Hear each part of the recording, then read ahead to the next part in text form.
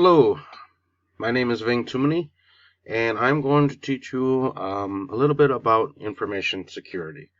Um, First off, why is security important? Well, a few things that's important are attackers. They can get a hold of all your information and they can steal your identity. Identity theft is very big nowadays, and it can really ruin your life. They can mess up your credit. They can take things in your name, get um, credit cards in your name, things like that. They can infect your computer. Once you get malware on your computer, it can really slow it down. It can shut down operations. They can use it to do other things.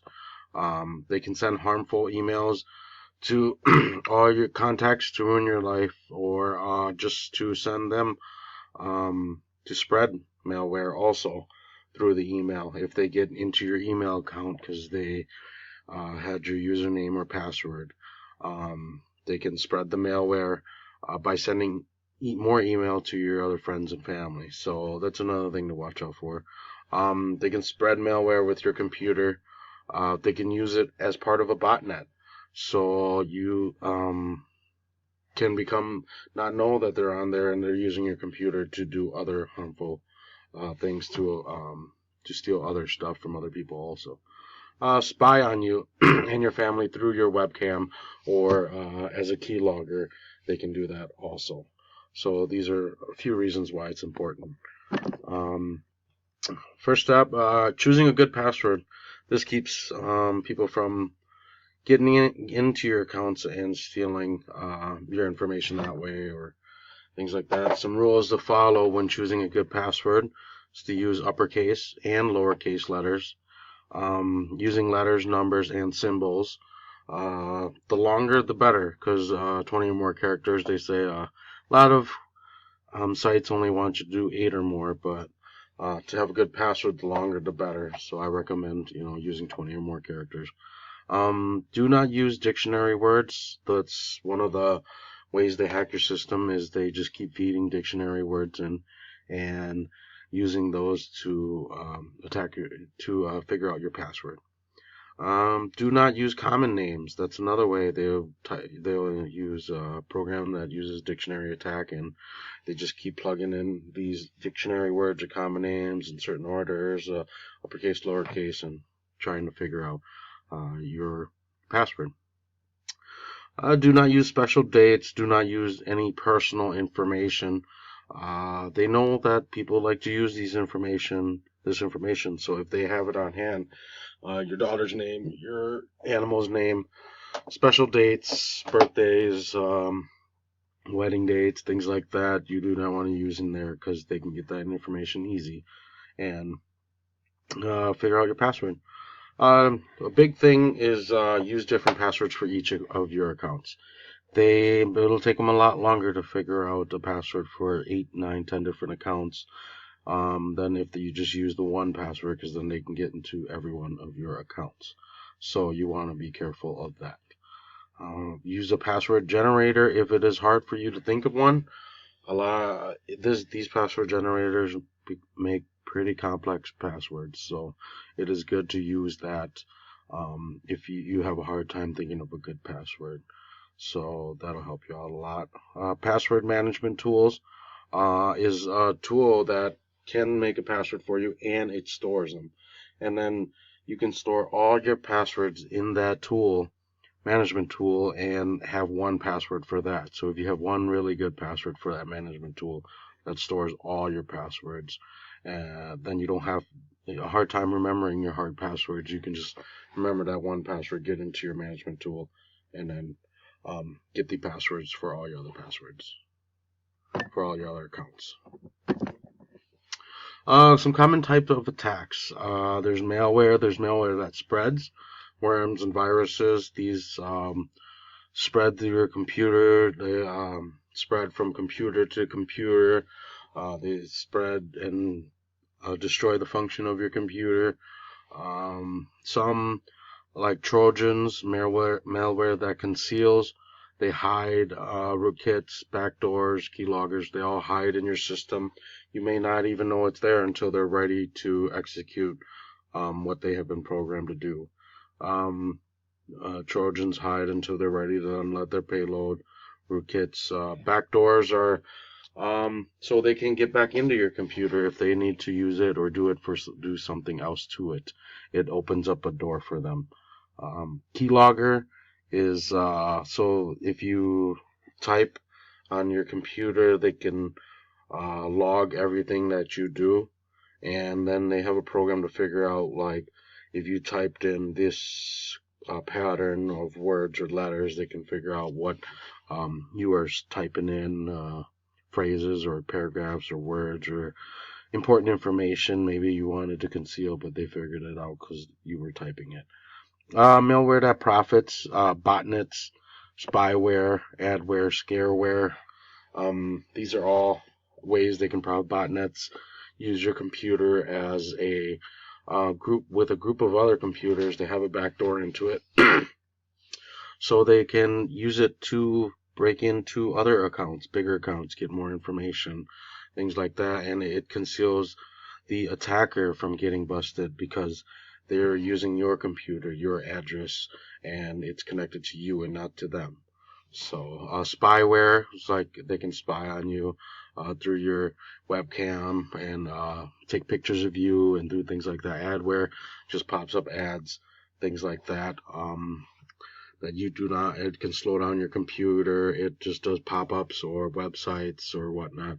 Scareware is just scaring you into buying something, or it says you have a big infection and in your computer or viruses, and it's trying to scare you into buying that product. So, which may not be a legitimate product, but you pay for that and then end up losing your money. Social engineering ways of attacks, impersonation.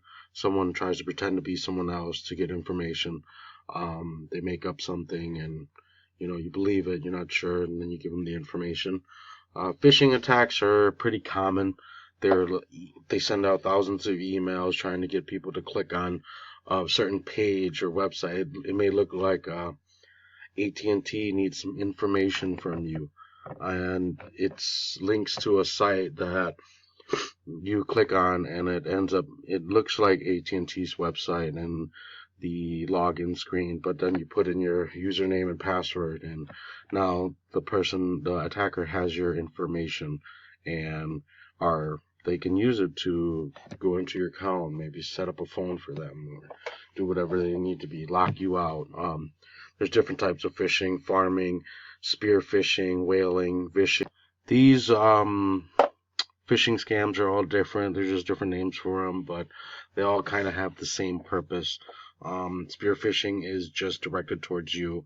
Farming, they redirect you to the website by penetrating servers and directing traffic, redirecting traffic. So whaling is where they're going for like rich and expensive people so they get more money, or trying to get stuff out of them. And phishing is through the phone.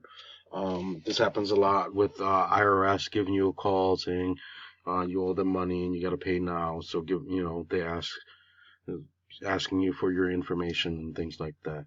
Hoax is just them pretending to be from an IT department saying, hey, there's a problem, you need to change these settings, so you think it's from a legitimate IT request, but you have to be careful with that and actually do some research before you start changing program or changing settings on your computer.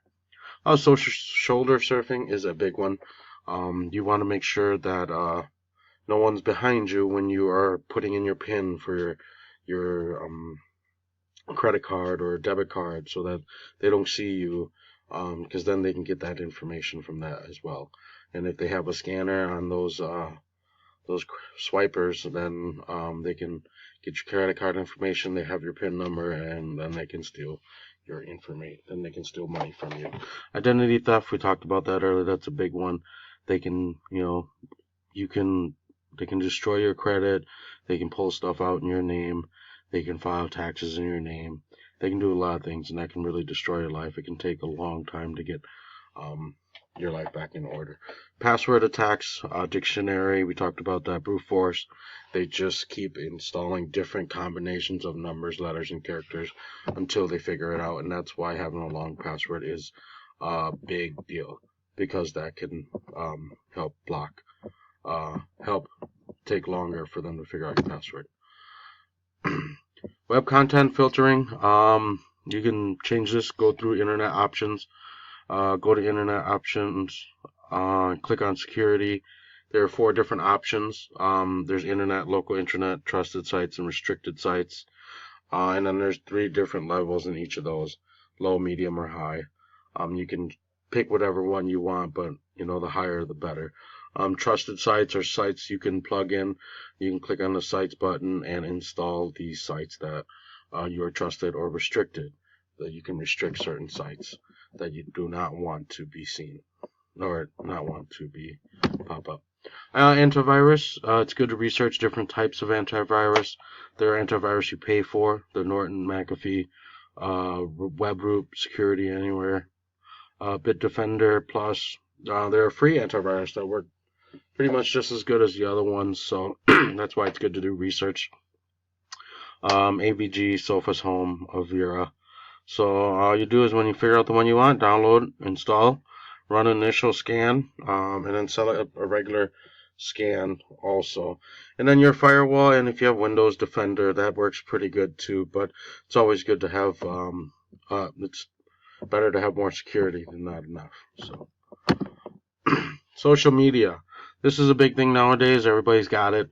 There are all different types. So a few things to know is to disable location services, because when you put something up there, anybody can see where you're at if you have your location services on.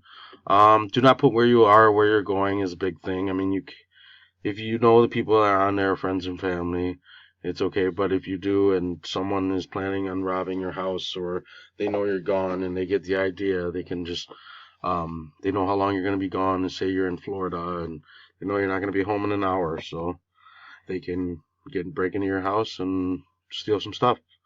Go to settings, and you can block non-friends from seeing posts. You can also block users from searching your name and phone number.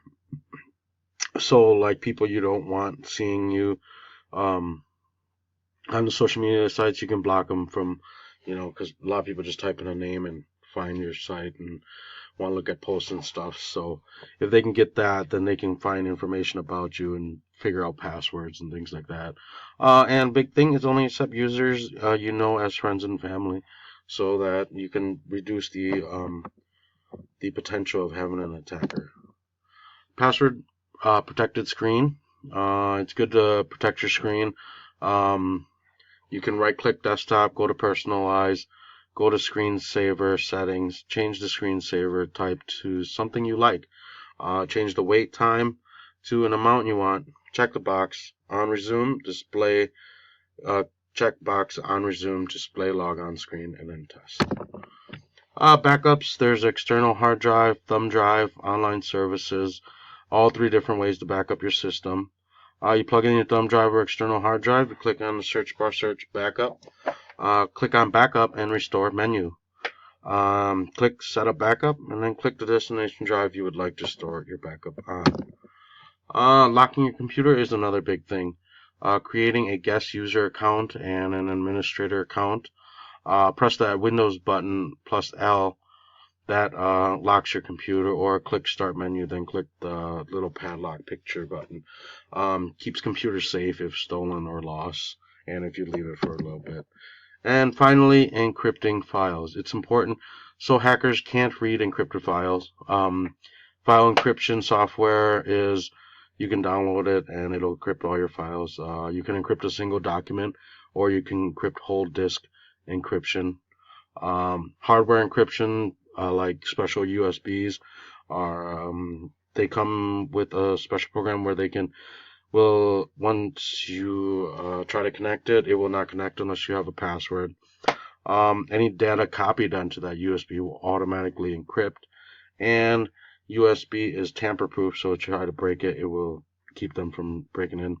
Can be remotely tracked and controlled, and if stolen, it can be disabled remotely. All right, thank you, and that is it.